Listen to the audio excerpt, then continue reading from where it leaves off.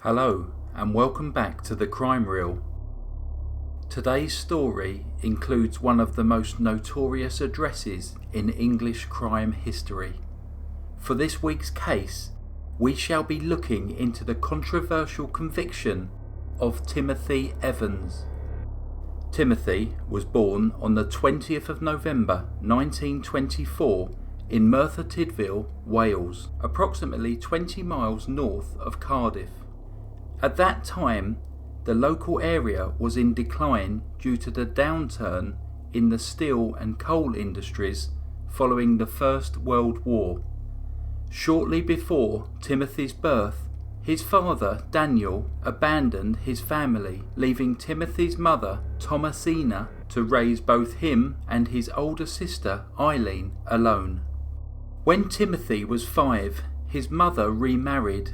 Timothy gained a stepbrother named Penry and shortly afterwards a half-sister by the name of Maureen, who was later known as Mary. Timothy's childhood was a difficult one. He was late reaching all of his developmental milestones, crawling, walking, and he had particular trouble in learning to speak. This had a massive impact on his future learning. At the age of 8, he cut himself in an accident which resulted in him developing a tubercular verruca on his right foot. This infectious disease was difficult to cure and meant that he was in and out of hospital for several years. To cope with the boredom and pain, he began making up elaborate stories to keep himself amused and was often known for spinning a yarn. This illness led to him missing extended periods from school, and these absences, together with his slow developmental progress, resulted in him being barely able to read or write by the time he had finished his schooling at just 13 years of age. After a short spell living in London, where Timothy worked as a painter and decorator, he returned to Merthyr Tydfil and began working in the coal mines around the town. He found this job too difficult because of the ongoing problems with his foot and soon had to stop working. In 1939, at the age of 15, he returned to live in London, and 6 years later the family moved to St Mark's Road in Notting Hill. Here he found work as a delivery driver, and despite the difficulties in reading a map or road signs, he had a natural ability to navigate the streets of London to ensure that his deliveries were completed correctly. He was a very slight adult, standing less than 5.5 feet tall, weighing approximately 140 pounds. It is estimated that his mental age was that of an 11-year-old. As an adult, he started to drink heavily and also developed a violent temper. He lacked confidence in himself and suffered with feelings of inadequacy, so continued to invent elaborate lies, the skill that he had learnt in hospital years before, to try to compensate for his perceived shortcomings. In January 1947, a friend of Timothy's convinced him to go on a blind date with a young lady named BERYL SUSANNA THORLEY. Following a whirlwind romance, they were married just 8 months later on the 20th of September 1947. BERYL's mother had passed away several years earlier and she was not particularly close to her father, so she moved in with Timothy and his family. Timothy's sisters viewed BERYL as emotionally immature and took her under their wing. Early the following year, 1948, BERYL discovered that she was pregnant. With a baby on the way, Timothy and BERYL decided that they needed a home of their own. With the help of Timothy's older sister Eileen, they found a small 2-room, top-floor flat a few minutes' walk from their current home. The flat was in a run-down 3-storey end terraced house in a part of London that had been heavily bombed during World War II. Many of the nearby buildings were fully or partially destroyed, and living conditions in the area were extremely poor. Timothy's mother, Thomasina, was against them renting a second-floor flat and tried to convince them to rent elsewhere on a ground floor to make mum-to-be Beryl's life a little easier. However, both Timothy and Beryl insisted that they were happy with their decision and went ahead and rented the flat. This was a decision that would have devastating consequences for all involved. The address of their new home was 10 Rillington Place. In the Easter of 1948, Eileen helped Timothy and Beryl move into their new home. On the first floor lived a man called Mr. Kitchener, and on the ground floor was a couple, the infamous John Christie and his wife Ethel. The living conditions were very bad in their second floor flat. Timothy and Beryl had one room which served as both a kitchen and a lounge, plus another for a bedroom. There was no bathroom, and all of the building's occupants shared just one outside toilet. On October the 10th, 1948, Timothy and Beryl welcomed their daughter into the world, a beautiful baby who they named Geraldine. Timothy's sister and mother were regular visitors who helped out and occasionally babysat for baby Geraldine, as did their downstairs neighbour Ethel Christie. With extremely limited finances and a newborn baby to care for, the relationship between Timothy and Beryl became increasingly strained. Arguments between them became extremely heated and would often descend into physical violence. Beryl resented Timothy for his heavy drinking and wasting what little money they had on alcohol, whilst Timothy was angry with Beryl for her mismanagement of the money, poor housekeeping skills and general messiness. Both Timothy and Beryl were very immature, and although they tried hard, they lacked even a basic understanding of how to care for a child. In November 1949, Beryl discovered that she was again pregnant. Feeling unable to care or provide for another child, she decided that she wanted an abortion. At first, Timothy was against this idea, but as the financial problems and arguments continued to grow, he eventually agreed. At that time in England, abortion was illegal. During the previous year, Beryl had grown close to Ethel Christie, and Timothy had developed a somewhat one-sided relationship with John Christie. With Timothy's limited intelligence and lack of life experience, he looked up to Christie, who played on this by boasting about his time in the army in World War I and as a War Reserve police officer during World War II. The impressionable Timothy saw him as a man of great respect and standing. Beryl decided to confide in Ethel about her pregnancy and her desire to terminate the baby. She had already tried several home remedies in an attempt to end her pregnancy, but these had been unsuccessful. Ethel in turn told her husband of Beryl's dilemma. John Christie then offered his help with aborting the fetus, fictitiously claiming that he had experience in such operations from his police work years earlier. Whilst reluctant, Timothy eventually agreed. On 30th of November 1949, Timothy walked into the Merthyr Tydfil police station and informed them that he was concerned for the safety of his young daughter. When questioned as to the whereabouts of the baby's mother, he told the police that she had died in unusual circumstances. Upon further questioning, Timothy stated that he had given his wife a liquid that a man had given to him in order to abort their unborn baby. He told police that she had then died and he had stuffed her body down a drain outside their London home. He said that he had then arranged for his daughter, Geraldine, to be looked after and had returned to Wales. Whilst detaining Timothy, police completed a search of his home, checking the drains, but no body was found. Police then re-questioned Timothy, at which point he changed his story. Timothy stated that Christie had agreed to perform an illegal abortion on Beryl and that he had made up the original story to protect Christie due to the illegality of abortion at that time. Timothy told police that on the 8th of November he had returned home from work to be informed by CHRISTIE that the abortion had not worked and that BERYL was dead. He then told police that CHRISTIE had offered to take care of everything for him.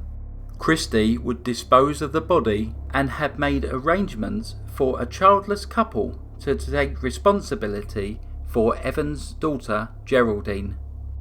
CHRISTIE then told Timothy that he should leave London for a while. Timothy, still somewhat in awe of the older, more intelligent man, did exactly as he was told and returned to Wales on November the 14th to stay with relatives. He later became concerned for Geraldine's safety and returned to London, but CHRISTIE refused to let him see her or know of her exact whereabouts. Police conducted another search at 10 Rillington Place, but again failed to uncover any leads as to what had become of BERYL and Geraldine. CHRISTIE was then called in for a police interview.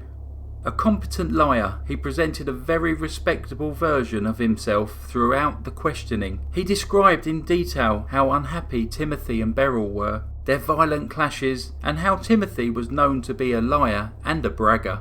Ethel was interviewed at the same time and provided a near identical version of events to her husband's. Finally, during a thorough search of the property on 2nd of December 1949, police decided to search a locked wash house which was usually only accessed by using a knife to open the broken lock. This particular knife was kept by Ethel CHRISTIE.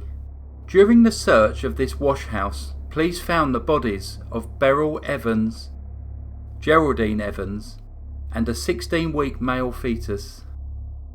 BERYL's body had been wrapped in a blanket and then a green tablecloth.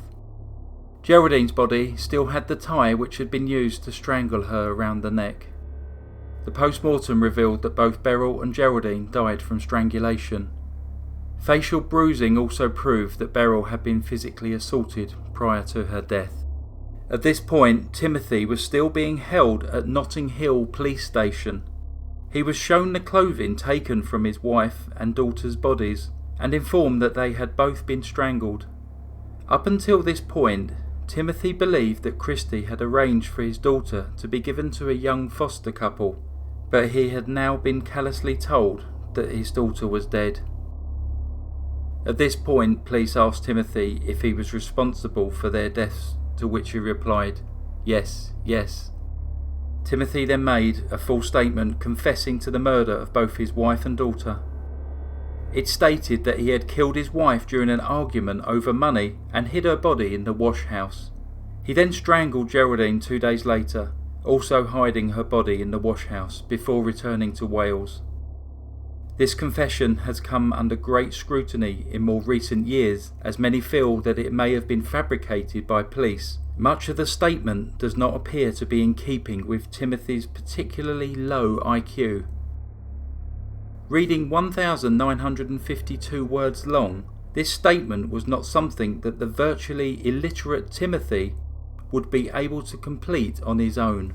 At the time, his family disputed his ability to make such a coherent confession and explained of his almost obsessive need to please his superiors, leading him to say whatever he believed they wanted to hear.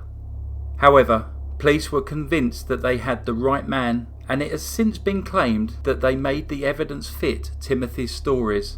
His changing story was inconsistent with the evidence that was found, and yet, convinced of his guilt, the police did not investigate other possible suspects. Timothy subsequently withdrew this confession and once again accused CHRISTIE of the murder of BERYL, and now additionally the murder of baby Geraldine. On 11th of January 1950, the trial of Timothy Evans began. He was charged with the murder of his daughter Geraldine. He was not charged with the murder of his wife, a deliberate tactic by the prosecution to ensure that if he was found innocent or a mistrial occurred, they could retry him on the new charge of murdering BERYL. The principal witness for the Crown in the case was John CHRISTIE, who denied all of Timothy's allegations and testified to the extensive and violent arguments between Timothy and his wife. Even though details of Christie's criminal past with convictions for theft and violence came to light during the trial, he was still treated as an extremely credible witness. The jury deliberated for just 40 minutes before returning a verdict of guilty.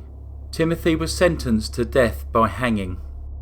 An appeal on the 20th of February 1950 failed to overturn the verdict, and Timothy Evans was hanged on March the 9th, 1950 at Pentonville Prison. He was just 25 years old. The execution was carried out by Britain's leading executioner at the time, Albert Pierrepoint. Albert later campaigned for the abolition of the death penalty on the basis that he had experienced the final moments of over 400 people, and in all that time he did not believe that the threat of the death penalty had prevented a single murder. Almost 3 years after the execution of Timothy, on the morning of 14th of December 1952, Christie strangled his wife Ethel in their bed.